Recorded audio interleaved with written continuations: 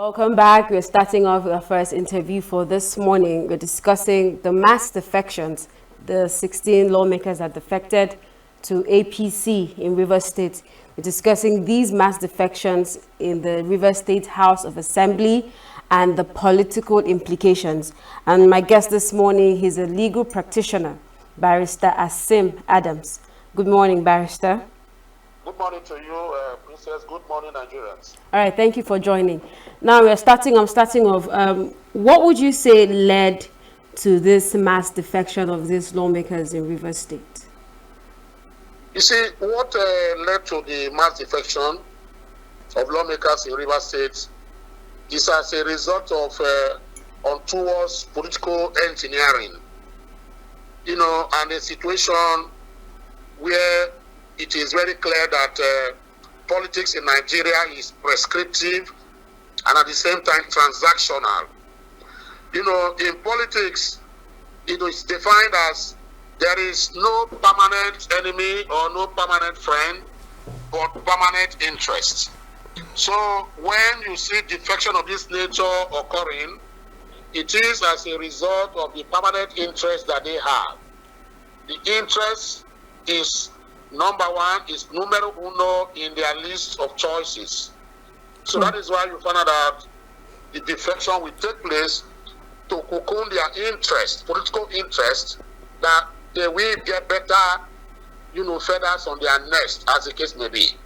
Now, the second one is that PDP as a political party is a disgrace.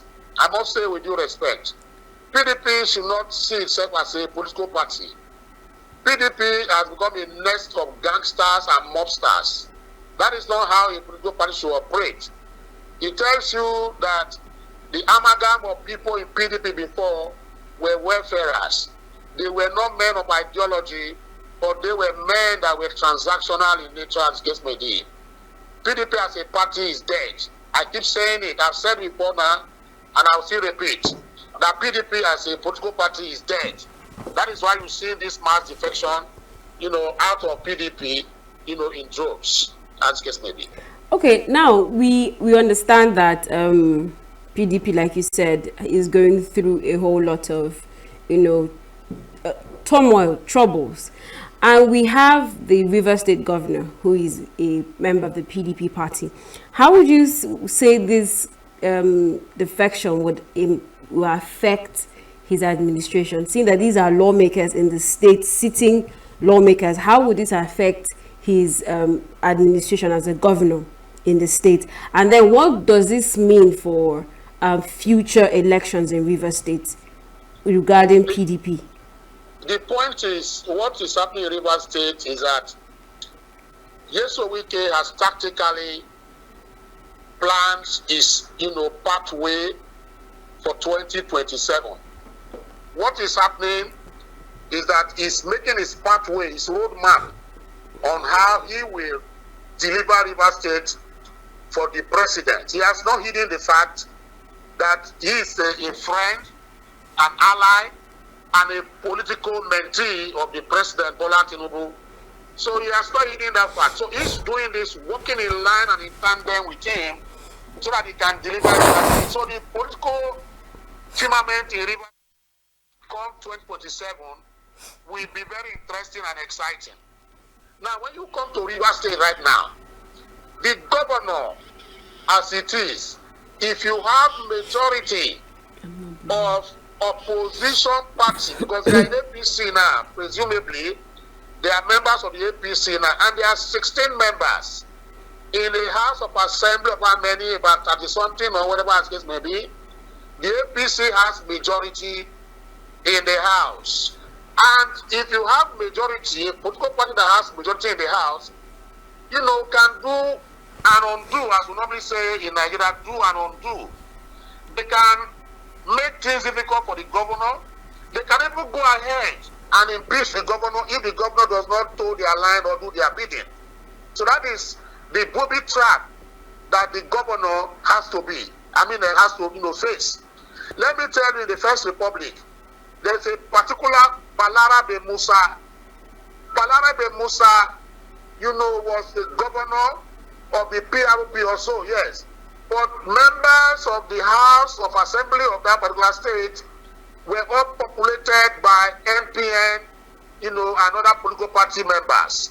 They had majority, and he was impeached when he didn't do the House of Assembly bidding because they had majority, as the case may be. He had to rule, with an House of Assembly that, has numerical strength in majority, and he is going to be in the opposition. So unfortunately, Governor Sam Fubara of Rivers State is in the opposition right now because the House of Assembly will control him. The House of Assembly may dictate. The House of Assembly, having majority APC, might also begin to tell him what he has to do. If he does not do that, then the consequences might be cataclysmic. So these are the things we look at. It's really going to be a very exciting period, but the governor, I believe, is experienced enough politically because he has said that Yesowike is his godfather and father. So maybe in the days to come, who knows, he might even defect to APC in Rivers State, as the case may be. So we are saying because he's on a supposed wrong party, that there be a whole lot of things could go wrong, and then the only way he could stabilize is if we see a defection on his part as well. Absolutely, absolutely. Let me give you an example. In Lagos State, there was a case of Michael Otedola. You remember? Michael Otedola was surrounded by, members of the House of Assembly of the state who were predominantly action for democracy, or whatever they called them at that time. You could see how they stifled, his administration. You could see how, his administration later became. He became one of the worst in the annals of Lagos, the history of, civil governorship. They described him as a sleeping governor, and you see how the House of Assembly dealt with him at the end of the day. So same, we either play, that is what we say, ship in or ship out. For me, I believe in the coming days to come, you may hear the governor defecting to APC. Because right now, even the PDP that he claimed to be a member, it's in shambles. PDP is in tatters.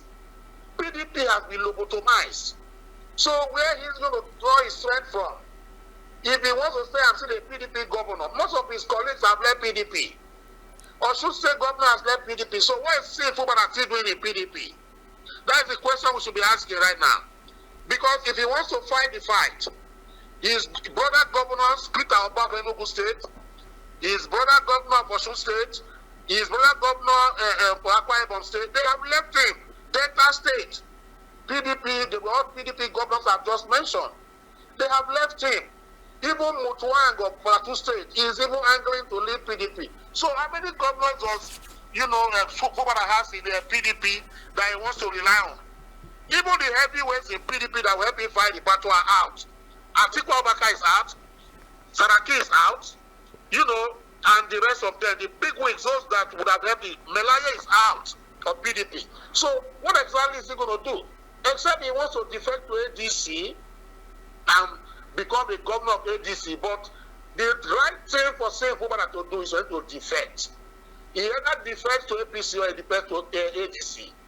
Any of the C's is okay to save his political career. But to save his political career in Rivers State, to save his office and the hallowed office that he occupied, he has to defect to APC to make things rhyme and let peace reign pending 2027. That is my advice for him. Okay, now we've had a plethora of defections in the course of this year. My question is a bit, I'm trying to understand this whole defection thing. Regarding these lawmakers that have defected, what are the constitutional implications of this defection? When it comes to our the Nigerian constitution, are there implications? Are there penalties, so to speak, for these lawmakers? Would they lose their seats by virtue of these defections? Thank you very much. You see, the importance of defection cannot be over. The importance of the cases against defection cannot be overemphasized. Now, let me tell you something. Section 109, sub 1G. Section 109, sub 1G of the 1999 Constitution says that immediately you were elected by Party A to the House of Assembly and you exit, you now turn that party, what they call cross-carpeting or defection or decamping, to Party B, then you have lost your seat. That is what Section 109 sub 1G is talking about. But if you look at what that law or the section is talking about, it's not complete without the proviso. There is a proviso to Section 109, sub 1G. Ordinarily, if that proviso were not to be there, those people, by operation of law and automatically, would have lost their seats. But the proviso is there. And what does that proviso say? The proviso says, except you are able to show, or maybe if your party is in disarray, that your party has, run into factions, and the party, has collapsed into another political party, or the factions or the party has become so visible that the political party can no longer operate. That is what that proviso is saying.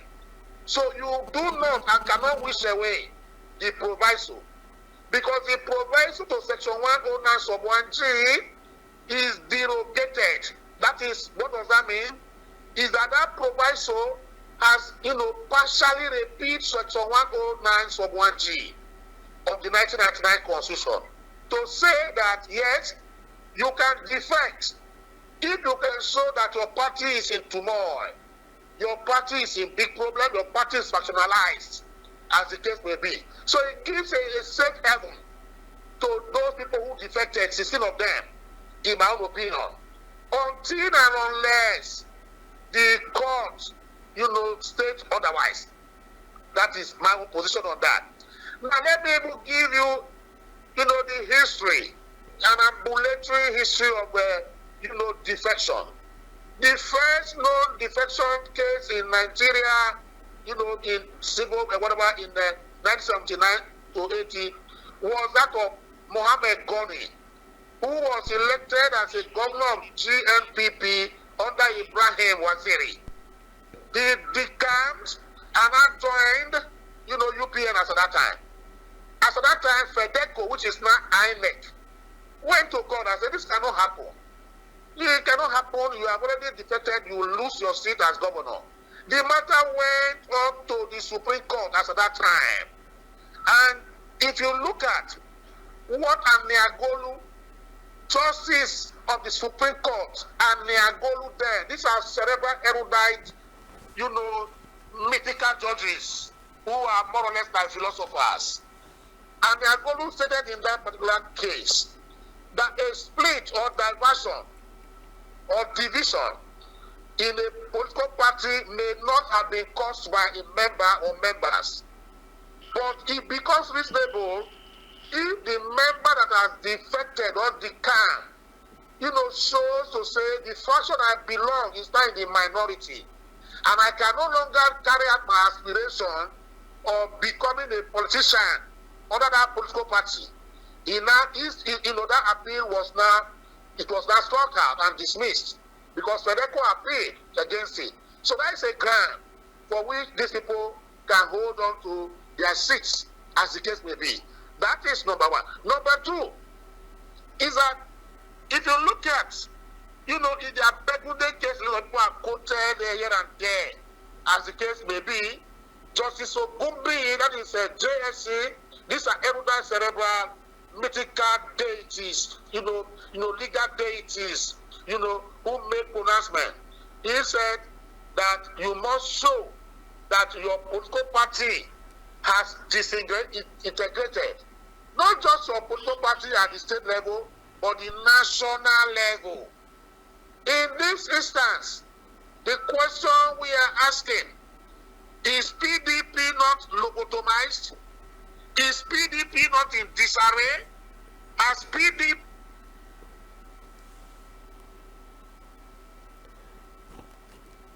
Barrister, can you hear me? I think we've been cut off.